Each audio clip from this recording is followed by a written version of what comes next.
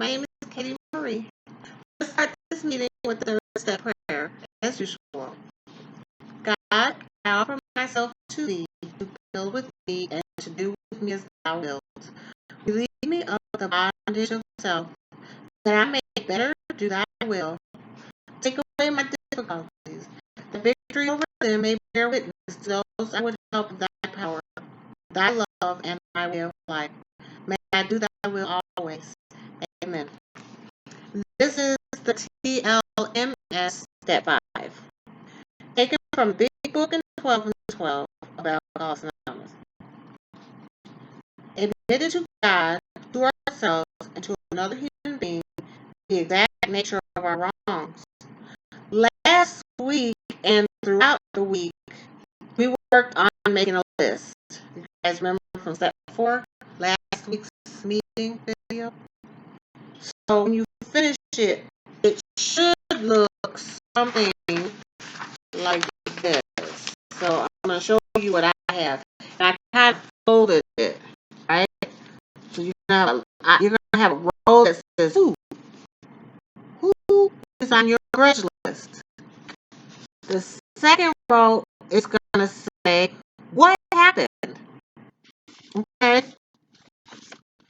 And the last row should say something like, why do I have a grudge against the who? Okay? So I'm going to show you, I'm just going to read you what I have because they're good examples and they're real. They're actually from my life. So my teacher, she gave me a detention for not having my homework. Now, this was years ago, so when I was a kid, but it was on my grudge list. Because why do I have a grudge?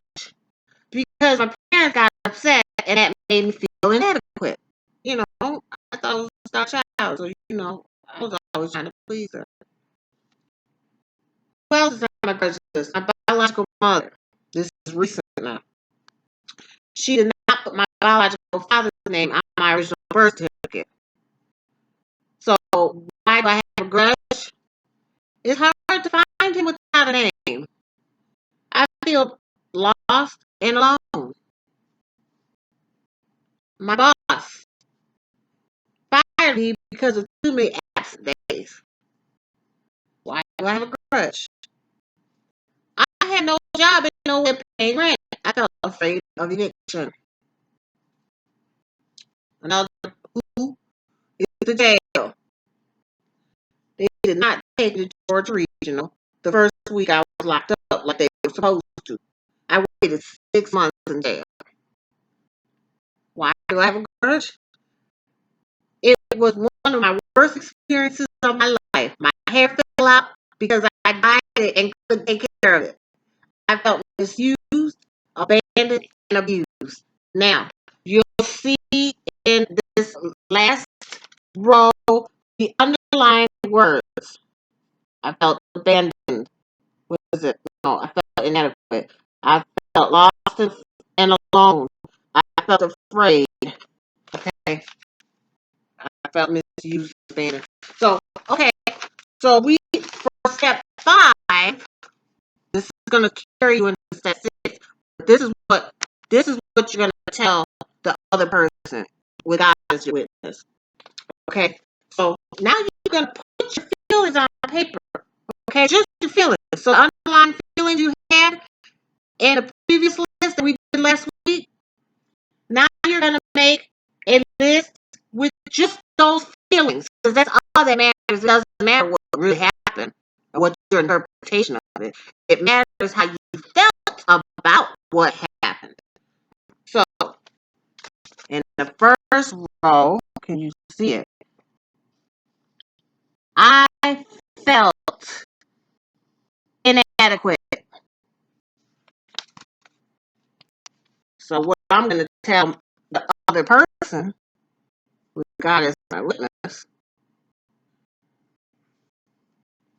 I'll let you read it for a second, and then I want to read it to you.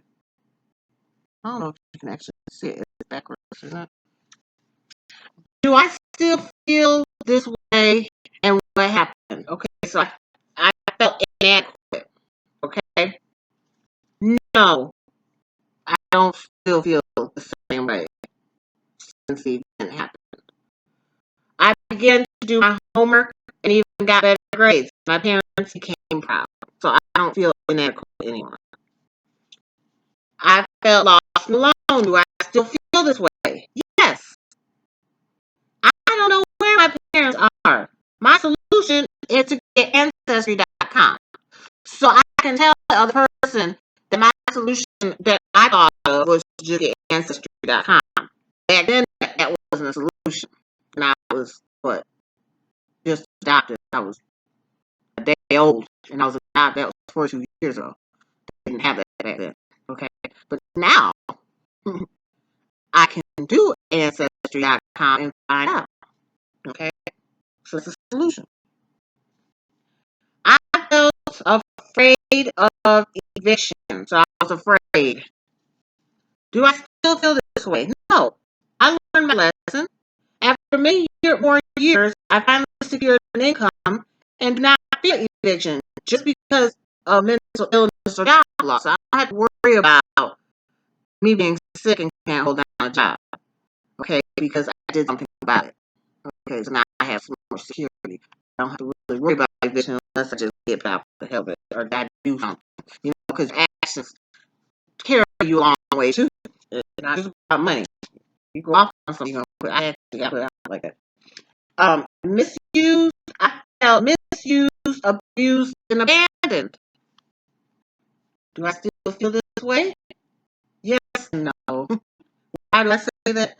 Because the judge was very upset with what the jail did to me and let them know that they have once again let him down. So I was sitting there and I got witness the judge say to everybody how I felt. So I don't really feel that way anymore, but they shouldn't have done that. So, but I don't really have a grudge now. I'm just using those as an example because those days are over with. But I do have a grudge against my biological mother. So, but that's okay because that's something I had to work through. And I'm doing this with y'all. So really, I actually got into the solution as I was writing this. It has to get Ancestry.com. So really, it helped just to make the list by itself, let alone tell y'all. So y'all, if you agree that my solution to get Ancestry.com was a good solution, you can comment and tell me, or you can, if you got other solutions, because there are other solutions, especially I like free solutions, then let me know. Now, somebody might just read this step and then they might say, why do I need to tell other people those things that happen to me? I never planned to tell anybody how I felt about other people and the wrongdoings for me. I definitely was not ever going to tell anybody the parts of me that was hurt when these people wronged me. I'm going to tell you I was afraid, especially, well, it could be anybody. I'm not going to say just man, but some people don't like to admit that they're afraid. I don't mind admitting that I'm afraid because now I know that afraid is a real feeling and I can admit and get help for it and I won't be afraid anymore. So that's just common sense, right? The benefit of talking to another person is that we can get his or her direct comment and counsel on our situation. He can advise us toward a solution that perhaps can possibly relieve us of the very uncomfortable feelings that we are having. Okay. So in other words, you're trying to get solutions. So if it takes you going to a professional to get a solution, doesn't be your best friend. It could be somebody, that you sit next to at a social club or something. You just say, hey man, I need to tell you something. I need to ask you something. You know what I mean? But for the most part, you're trying to get an idea of a solution to your problem.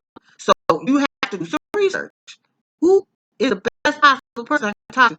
You might not know who the best possible person to talk to. So that's where you start somewhere. Call your mom up, call your daddy up, call your sister, your brother, talk to your neighbor, talk to clergyman, talk to somebody, and they'll, the more you talk to somebody, the more help you get. They might say, well, you know what?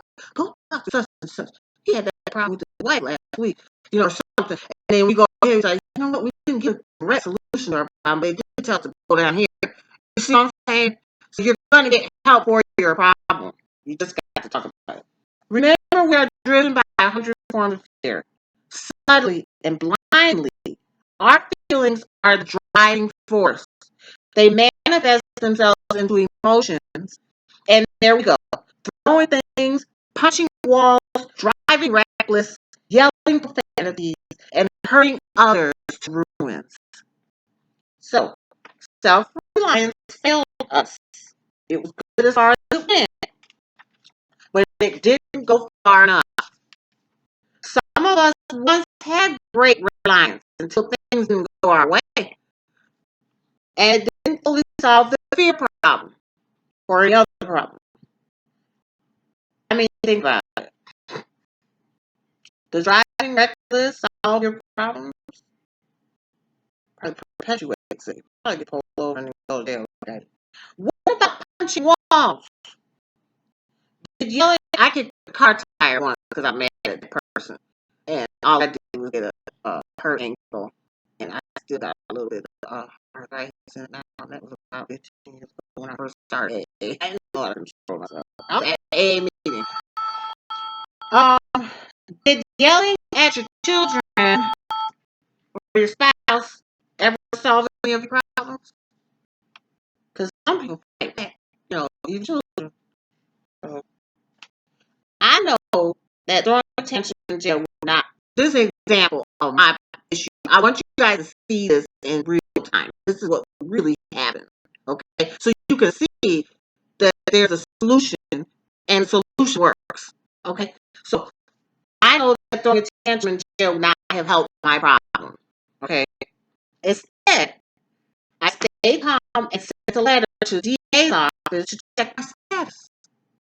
The letter actually alarmed officials because even they knew I wasn't supposed to still be there, and they expedited the process. I was transferred to the hospital within a week. 6 months to a week. After 6 months, I'm transferred within a week because I wrote a letter instead of damn breaking walls and stuff. Okay, my outside help was the DA, and we have outside help if we are surely to admit what is truly going on with us, admit the truth about ourselves and the situation at hand. But most importantly, how we feel, holding back nothing, and only by being willing to take advice and accept direction. Could we set foot on the road to straight thinking, solid honesty, and genuine humility? Remember where your help comes from. As I talked about in steps 2 and 3, it's okay to ask for help. Help gives you direction, i.e., such as the DA helping me on my way. The clear direction was for me to show back up in court, which nobody wants to do, but it's going to give me an idea, okay, I'll go to court. Okay? And let the judge know what happened, which is what I did. And the judge was then able to order the jail to send me to the hospital immediately. And it happened. So be it, right?